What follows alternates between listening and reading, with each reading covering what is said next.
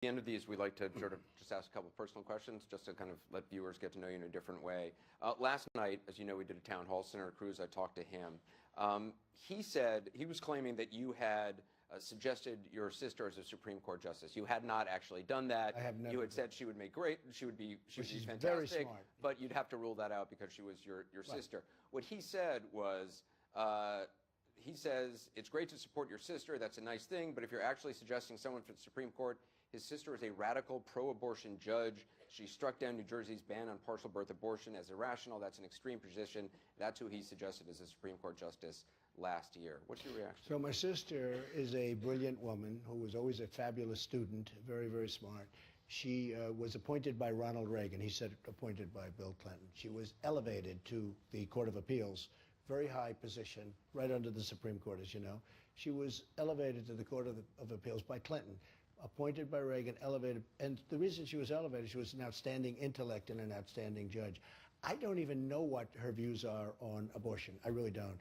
She is certainly not a radical anything, because that's not her thing. But this is the kind of thing, he said, radical, this, on abortion. It's not radical. She may have made a decision one way or the other. I never asked her. I wouldn't ask her. She wouldn't want to tell me. I know I got a very big call from a very great reporter, actually, at the New York Times. And they wanted to do a major piece on my sister. And they called me, could I possibly get her to do the piece? I called her. She said, no, I don't do that. I don't want a piece. I don't want anything to do with it. I don't want any. And they did the piece anyway. It was a very nice piece on her, but she refused to partake. She has no interest in that. In fact, I said, are you sure you're my sister? What happened? The reporter actually said, Trump, who doesn't like publicity? I don't know. I don't like publicity. You know, you wouldn't believe it. I get a lot of publicity. I don't necessarily like it. But come on, wait a minute. I got to call you on that. What? It's true. What do you mean? You know what? It's true. I don't love that. I can stand. Look, for the most part, I find the press is extremely dishonest. Okay, very dishonest. I find the political press to be unbelievably dishonest, and 25% are great. Of course, you're in that category. He did a great interview with me 2 weeks ago that I really liked. I thought it was really a great interview, because based on an article a little bit of the Wall Street Journal by Monica, who's a terrific person. But my sister is a great intellect. She is a terrific person. She's not radical anything. I don't know what she did having to do with abortion, but she's a great judge. I would have such a conflict of interest, and I think you probably went back and you checked. I do say sometimes, and I joke, I say, oh, my sister should be in the Supreme Court. You know, I'm laughing and having fun, but I would never do a thing like that, right, because in fact, it's a conflict of interest. And just, I want to read the quote, just so we're having it on the record. You said, I think she'd be phenomenal, I think she'd be one of the best, but frankly, we'd have to rule that out. So you never actually were proposing. Yeah, it's so, and I don't think she'd want to do it either. So last night after the town hall, I went to celebrate at McDonald's. I had a #1 meal, which is my favorite meal. I understand you were a big fast food guy as well, that you actually bring fast food to your plane sometimes. I do sometimes, and frankly, what do you eat when you roll up at a McDonald's? What does Donald Trump order? Fish light sometimes, right? The Big Macs are great. The Quarter Pounder with cheese. I mean, it's great stuff. Do people at the windows be like, what? You know, I'm a person that can't sort of believe it, but I'm a person that I like cleanliness. I like clean. And the one thing about the big franchises, you have to have a certain, because of the importance. One bad hamburger, you can destroy McDonald's. One bad hamburger, you take Wendy's and all these other places, and they're out of business. You can't do it. I mean, I don't want to mention the name of the firm, but you see what a certain firm is going through right now. I mean, I don't know, do they make it, do they not make it? So I'm a very clean person. I like cleanliness, and I think you're better off going there than maybe someplace that you have no idea where the food's coming from. It's a certain standard, but I think the food's good, and I eat it very carefully. I do as good as well as I can. But I think all of those places, Burger King, McDonald's, I can live with them. I had the other night, I had Kentucky Fried Chicken, not the worst thing in the world. Not the worst thing in the world. What's your favorite kind of music? What music do you listen to? Well, I think Elton John is great. I think the Stones are great. The Beatles I love. Michael Jackson was actually a very good friend of mine. I knew Michael Jackson very well. Lived in Trump Tower for a long period of time. Would go down to Mar-a-Lago. He actually got married, Lisa Marie Presley, the whole big deal at Mar-a-Lago. They were in the tower. And I will tell you, he was up there 1 week with her, and he never came down.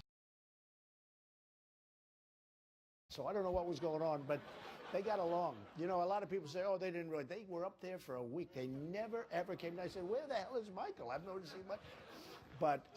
But he was a very talented guy, one of the truly most talented people. I knew him very well. I knew the real story of Michael Jackson. When he died, I would watch people get on. I don't want to mention names, but people that you know very well, and people that you interview, and they would talk about Michael Jackson. They didn't even know him. I mean, very few people got to know Michael Jackson, but he was an unbelievably talented guy. He lost his confidence, and he lost tremendous confidence because of, honestly, bad surgery. He had the worst. He had people that did numbers on him that were just unbelievable, facially, and, you know, the plastic surgeons. But Michael was an unbelievable talent who actually lost his confidence. And, you know, believe it or not, when you lose your confidence in something, you can even lose your talent. You've talked about working hard as president. You don't sleep a lot. How many hours a night do you sleep? And how much television news do you watch? Because I get the sense I do like it. I watch a lot. You seem to know everything that's being said about I actually get criticized for it, but I do watch it. I watch you a lot, and I watch other people, and you learn. I mean, especially with what I'm doing. Somebody said, you get your generals through television. Well, I don't. I read a lot. Okay, I love to read. But, you know, when I see you interviewing a general or some security advisor or somebody, I mean, you learn a lot from that. How much and by the way, about 3 to 4 hours a night. That's all you need? It's all I need, luckily. I mean... Have you always been like that? It's an advantage. Yeah, pretty much. I'll tell you what, I honestly believe this. I love what I do. I love my business. I love The Apprentice was such a tremendous success. NBC would have done anything to renew it with me. I mean, anything. Steve Burke came up to my office, the head of Comcast, and he said, please do it, do it, do it. I said, I'm going to run for president. You can't run for president and have a show. It's, you know, the equal time provisions, et cetera, et cetera. I said, no, Steve, I'm not going to do it. They couldn't believe it because they really didn't believe. Nobody believed I was going to run, you know. My wife actually said, if you run, you will win. But you have to actually run. You can't just say you're going to run because you won't do well. You know, the polls were, the original polls, nobody believed I was going to run. Even when they say, if he runs. And they wouldn't even do polls on it. But she said, if you run, you'll win. And Steve Burke came up to the office. He said, I really, you know, they wanted to renew The Apprentice because it was doing phenomenally well. Even after, can you believe it, 14 seasons. 14 seasons, and The Apprentice still did well. But I'm not doing, you know, I have that with Mark Burnett, and we're using Arnold Schwarzenegger, and hopefully Arnold's going to do well. Is Arnold going to do well? What do you think? Huh? A lot of people... Will he beat Trump? Huh? Will he beat you? Are you concerned about that? He's no Trump, right? All right. Are you, what kind of a parent are you? Because, I mean, your kids, a lot of people speak glowingly about your kids. They speak glowingly about you. Were you a tough dad, and are you different as a grandfather? So I get credit for my children. My children are very good children. They were smart. They went to good schools. They did well. Ivanka, everybody knows, and then Don and Eric, and then I have 2 younger, Tiffany, who's a terrific young woman, and she's just graduated from Penn and did mostly A's. And Barron is doing really good. So I have 5 children. But one thing, I think I was really, really a good parent because I put my children above everything, above the business, above everything. And Ivanka speaks to it very well, and so do the others. But when people come up and they say why, I would say from the time that, because I had so much experience with alcohol, because I have a brother who was a phenomenal guy, the best looking guy you've ever seen. But he started drinking and drinking. I saw from a young age. He was quite a bit older than me. My brother Fred, he was a very talented flyer of planes. He was, I mean, great pilots would go to him to study. I mean, it was a real ability he had. But the alcohol was, I mean, it taught me a tremendous lesson, and he taught me a tremendous. He was really very. And that's why you don't drink. He said, no, don't you ever smoke. He was much older. He said, don't you ever smoke. Don't you ever drink. And I've never had a drink. You know, I've never had a drink, and I've never had a cigarette. Those are the good things. I don't want to tell you the bad things. There are plenty of bad things. But I never had a drink. I never had, you know, I never had a cigarette. You were never tempted to just... No, I mean, zip, I never liked the taste. I've had friends, when I went to the Wharton School of Finance, I've had friends that didn't like Scotch. They hated the taste. And one in particular became pretty successful, but ultimately alcohol destroyed him. He would be with me, we're like 18 or 19 years old, and he was trying to develop a taste for Scotch. He ultimately became an alcoholic. He became quite successful, lost the success because of alcohol. I've seen what it does to people. It's a horror show. And the one thing I can say is if you don't drink, there's no temptation. But people come up to me and they say, could you see my children? You know, because my children are doing a good job. Now, you know, famous last words, where's wood? Is that wood? Yes. Okay, I'm going to knock on wood, okay? Because who knows? But my children are doing a good job, and they're solid.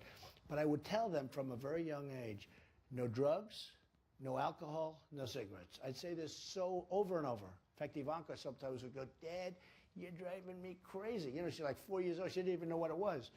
no drugs, no alcohol, no cigarettes. And I just put it into them because I've seen people that are really brilliant, people that you know, people, the top people in the industry, they have children, they're very smart children, they have all the aptitude in the world, but they get hooked on drugs, they get hooked on alcohol. And they can, alcohol, believe it or not, is almost harder than drugs, but it's harder to get away from it. But they get hooked on alcohol, get hooked on drugs, and as smart as they are, they never make it. So what is one thing you wish you didn't do? Like what's one, a vice or, I mean, are you watching TV late at night or what do you like? Well, I mean, look, well, a vice. I work very hard. Maybe I work too hard. I had two very, wonderful women, frankly, that I am a worker. I love to work.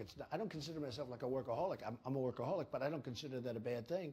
And I think probably I would have had, I wouldn't have the, I have a very good marriage now. Melania is fantastic, but I had two women that I never blamed because I worked so hard that my